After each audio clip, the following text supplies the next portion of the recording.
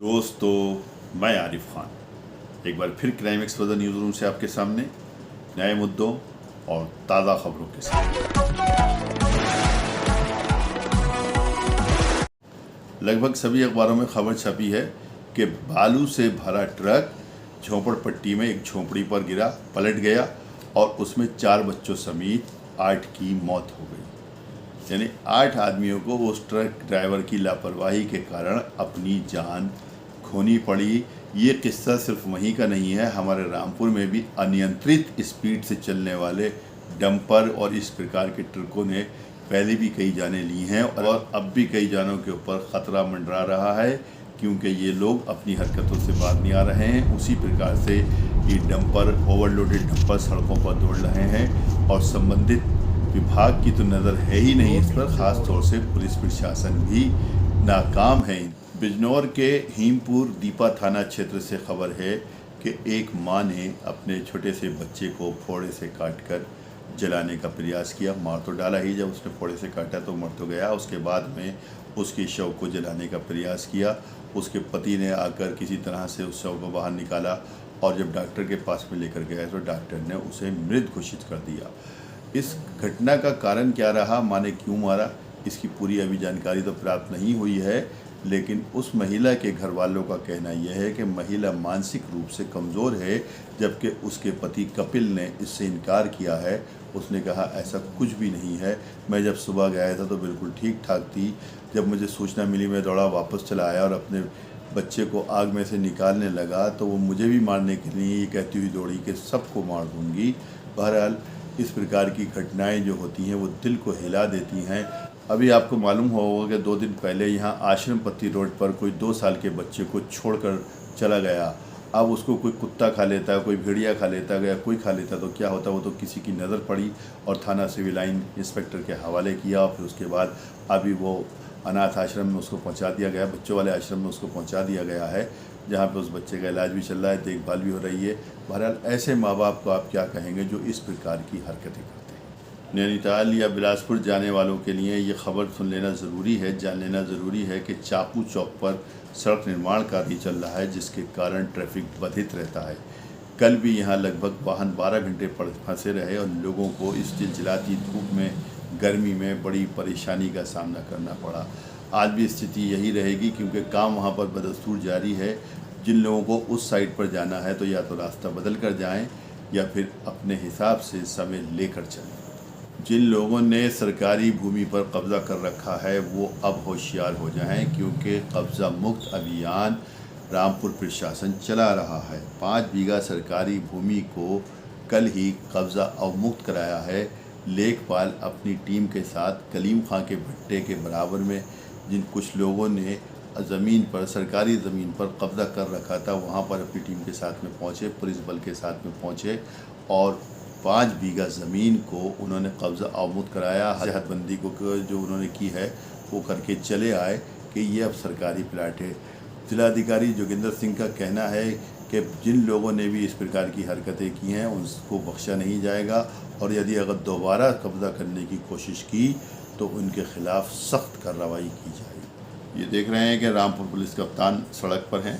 सड़क पर तो वो अक्सर होते ही हैं, गश्त करते हैं शाम को, पैदल गश्त का उन्होंने रिकॉर्ड बनाया है। रामपुर में सबसे ज़्यादा पैदल गश्त करने वाले वर्तमान पुलिस कप्तान राजेश द्विवेदी ही हैं, लेकिन अब इस गश्त का उन्होंने और भी काम लेना शुरू कर दिया है। पहले तो ये भी करते थे वो कि जिस हिसाब से भी काम की ज़रूरत होती है वैसे काम लेते हैं। अगर किसी गरीब आदमी के गुब्बारे नहीं बिक रहे हैं तो उसके गुब्बारे ख़रीद लेते हैं। लेकिन इस समय जो उनका काम चल रहा है वो वाकई में जनहित में है कि सड़कों पर लोग जिस हिसाब से अपनी बाइकें लगा देते हैं उन बाइकों का चालान करवाते हैं। दुकानदारों ने अतिक्रमण कर सरकारी सड़क को छोटा कर दिया है, लोगों को चलने में परेशानी होती है। 2-2, 3-3 फुट दुकान से बाहर की जगहें घेर लेते हैं, उन सामानों को अंदर करवाते हैं। अभी भी मेरे हिसाब से वो बहुत नरमी से काम ले रहे हैं, जबकि ऐसे दुकानदारों को चालान कटवाना चाहिए और उनके ऊपर सख्त जुर्माना डालना चाहिए, क्योंकि आबादी बढ़ने के साथ साथ सड़कें छोटी हो गई हैं, गलियां छोटी हो गई हैं और ये दुकानदार अपने फ़ायदे के चक्कर में अपनी दुकान का आधा सामान दुकान के बाहर लगा देते हैं, जबकि जो भी सामान ख़रीदने के लिए अगर जाएगा तो दुकान के अंदर ही जाएगा, लेकिन इन लोगों की मेंटिलिटी ये है कि जब तक दुकान का सामान बाहर नहीं लगेगा तो ये अपनी दुकान को खुला हुआ महसूस नहीं करते। बहरहाल इस तरह से लोगों को जो परेशानियाँ होती हैं उससे रामपुर पुलिस कप्तान ने निजात दिलाने की कोशिश की है। अब देखना यह है कि इसमें वो कितना कामयाब होते हैं। इस समय रामपुर पुलिस फर्जी मुकदमों का खूब खुलासा कर रही है। ये दूसरी घटना है जब किसी फर्जी मुकदमे का खुलासा किया गया है। कुछ दिन पहले बिलासपुर में एक रिपोर्ट दर्ज कराई गई थी कि एक किराना व्यापारी ने रिपोर्ट दर्ज कराई थी कि उसकी छोटी बेटी ऊपर दूसरी मंजिल पे सो रही थी कि रात में वो टॉयलेट के लिए नीचे गई, दरवाजे में उसको किसी ने आवाज़ दी, वो दरवाजे की तरफ जब बढ़ी तो एक गोली चली और उस लड़की की जांघ में लग गई। अज्ञात के खिलाफ रिपोर्ट दर्ज कराई गई, उस लड़की को अस्पताल में पहुंचाया गया था। बहरहाल लड़की तो बच गई थी, लेकिन पुलिस को ये कहानी हजम नहीं हो रही थी। पुलिस ने जब अपना मुखबिर तंत्र और साथ में जो उनका टेक्निकल जो पूरा एक सिस्टम होता है, उन्होंने जब उसको सक्रिय किया तो बात कुछ और ही निकली। सच्ची घटना इस प्रकार बताई गई, प्रेस कॉन्फ्रेंस करके एसपी ने बताया, उसमें उनके पिता को भी गिरफ्तार किया, उस लड़की के पिता को गिरफ्तार किया। पता चला उस लड़की के पिता ने ही अपनी बेटी की गोली मारी थी, क्योंकि उस लड़की के कहीं पे अवैध संबंध थे। और जिस रात की ये घटना दिखाई गई थी कि इस प्रकार से वो लड़की नीचे उतरी और ये सब कुछ हुआ, वो सब गलत था, बल्कि वो लड़की कहीं गायब थी और वो लड़की कहीं से जब मिला के किसी से आ रही थी तब उस वक्त उसके गोली मारी गई थी। तो ये फर्जी मुकदमा जो उसके बाप ने लिखवाया था उसका पर्दाफाश हुआ है और उसके बाप को भी गिरफ्तार करके रामपुर पुलिस ने जेल भेज दिया है। भ्रष्टाचार और भ्रष्टाचार, जी हाँ, इस वक्त यही सब कुछ चल रहा है।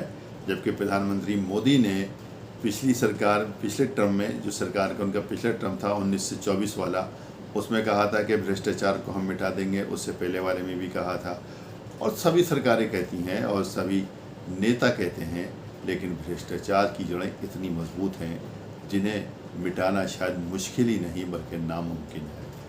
अभी परसों यूनुस खान नाम का एक नायब नाजिर टांडे में 2400 रुपये केवल रिश्वत लेते हुए रंगे हाथों पकड़ा गया। अभी यहाँ पर प्रथमा बैंक में एक फील्ड ऑफिसर को सीबीआई ने रिश्वत लेते हुए पकड़ा। इस प्रकार की घटनाएं आए दिन होती रहती हैं, लेकिन उसके बाद में भी भ्रष्ट ऑफिसर भ्रष्टाचार करते हुए नहीं डरते और खूब बराबर से धड़ल्ले से खूब भ्रष्टाचार कर रहे हैं और पैसे ले रहे हैं। ये अलग बात है कि अब उनके फंसने के चांस बहुत कम हैं। वही बेवकूफ़ टाइप के लोग कह लीजिए या सीधे साधे जो इसमें होते हैं वो फंसते हैं, वरना समझदार अधिकारी जो रिश्वत लेते हैं, जो भ्रष्टाचारी हैं, वो नहीं फंसते, क्योंकि उन्होंने अब अपने सिस्टम दूसरे बना लिए हैं। या तो उन्होंने प्राइवेट लोगों को अपनी नौकरियां पर रख लिया है या उनके कहीं प्राइवेट एजेंट बैठे हैं। बात पार्टी से होती है और डील कहीं और होती है, पैसा कहीं और दिया जाता है। इस प्रकार से उन तक तो पहुंचना मुश्किल हो जाता है, लेकिन फिर भी कोई भी अपराधी या कोई भी आरोपी या कोई भी इस प्रकार की हरकतें करने वाला कानून के दायरे से नहीं बच सकता है। एक ना एक दिन कानून के हाथ उस तक जरूर पहुंचे। रामपुर के मिलक क्षेत्र के परम गांव की प्रथमा बैंक शाखा में एक फील्ड ऑफिसर को सीबीआई ने रिश्वत लेते हुए 3500 रुपये की रिश्वत लेते हुए पकड़ा है। एक किसान का आरोप है कि क्रेडिट कार्ड जो उनको इशू किए जाते हैं उसके नवीनीकरण के लिए हमेशा रिश्वत मांगी जाती है।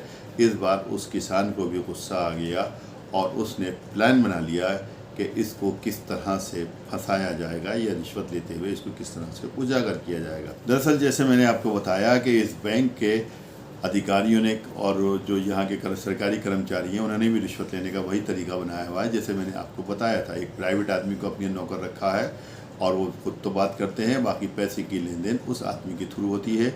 जिस किसान ने ये काम किया है उसके साथ भी यही हुआ था। उससे जब पैसे की मांग की गई थी तो उसने गाजियाबाद सीबीआई दफ्तर में शिकायत की थी। सीबीआई ने अपना जाल बिछाकर इस तरह से दिनेश नाम के इस फील्ड ऑफिसर को गिरफ्तार कर लिया। देर रात तक चली इस कार्रवाई से काफ़ी अफरा तफरी रही। बहरहाल जो मैं बता रहा हूँ आपको कि भ्रष्टाचार ने अपनी सीमाओं को लांघ लिया है और वो लोग भ्रष्टाचार करते हैं जिन्हें सरकार एक बहुत शानदार सैलरी, तनख्वाह या वेतन जो भी कुछ के लिए वो उनकी सेवाओं के बदले में देती है। उनकी सैलरी, तनख्वाह आज की डेट में इतनी होती है कि अगर वो भ्रष्टाचार नहीं भी करेंगे तब भी उनका भरण पोषण, पालन पोषण, परिवार पोषण सब कुछ ठीक ठाक चल पाएगा।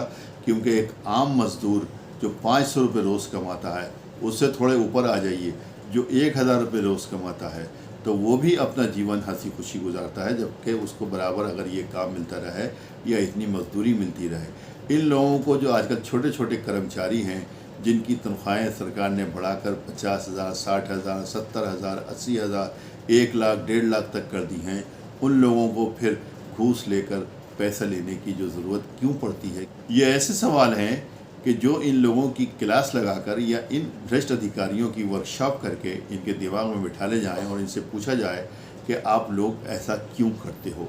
ये खबर जो मैं बताने जा रहा हूँ इसको ज़रूर पूरा देखिए, क्योंकि ये आपको बताएगी कि रामपुर में सरकारी सिस्टम किस तरह से काम करता है। इस खबर से ही सरकारी सिस्टम की पोल खुली है। दरअसल वो बच्चा जिसके बारे में मैंने शुरू में बताया था कि 2 दिन पहले किसी को वहाँ पर आश्रम पत्ती के पास में मिला था, फिर थाना सिविल लाइन ले जाया गया था। थाना सिविल लाइन में इंस्पेक्टर सिविल लाइन ने उस बच्चे को दूध वगैरह पिला के उसकी जो कुछ देखभाल करना थी वो तो की थी, लेकिन जब इसकी खबर शहर विधायक आकाश सक्सेना को लगी तो वो रात में ही वहाँ पर थाने में पहुँचे, पूरी जानकारी प्राप्त की और उन्हें जब लगा कि बच्चे को बुखार है तो वो उसको लेकर चाइल्ड लाइन के लिए उन्होंने चाइल्ड लाइन ले जाने के लिए उसको लिए संपर्क किया। बच्चे को वो ज़िला अस्पताल लेकर गए, वहाँ पर उसका इलाज कराया और उसके बाद में फिर डीपीओ से संपर्क स्थापित करने की कोशिश करी, क्योंकि चाइल्ड लाइन में बच्चे को जमा कराना था। लेकिन रात में वो अपने सहयोगी से उसे फ़ोन कराते रहे। उनका सहयोगी 20-25 कॉल करता रहा, लेकिन उसके बाद में भी डीपीओ साहब का फ़ोन नहीं उठा। इंस्पेक्टर सिविल लाइन ने भी बात करने की कोशिश करी, तब भी फ़ोन नहीं उठा। इस बात से शहर विधायक नाराज़ हुए और उन्हें पता चला कि रामपुर में सरकारी सिस्टम किस तरह से काम कर रहा है। बहरहाल इसकी शिकायत डीएम साहब से तो उन्होंने कर ही दी है, लेकिन इसमें यह भी पता चला है कि जहाँ पर जो चाइल्ड लाइन, जो शिशु निकेतन, बच्चों का जो शिशु निकेतन बनाया हुआ है, वहाँ पे जब पहुँचे तो वहाँ कोई केयर टेकर ही नहीं था। जिस आदमी की ड्यूटी लगाई गई थी या जिस आदमी का नाम ड्यूटी पे चढ़ा हुआ था वो पता चला डीपीओ साहब का ड्राइवर है और एक ही पेन से दोनों जगह साइन करता है। तो ये हालत है सिस्टम को चलाने की, और सिस्टम में इस तरह से ये जो गड़बड़ियाँ चल रही हैं, क्योंकि इस प्रकार के भ्रष्ट लोग अपनी जिम्मेदारी लेना ही नहीं चाहते। वीडियो अगर पसंद आई हो तो लाइक कीजिए, शेयर कीजिए और चैनल को ज़रूर सब्सक्राइब कीजिए ताकि डायरेक्ट नोटिफिकेशंस आप तक पहुंचते रहें।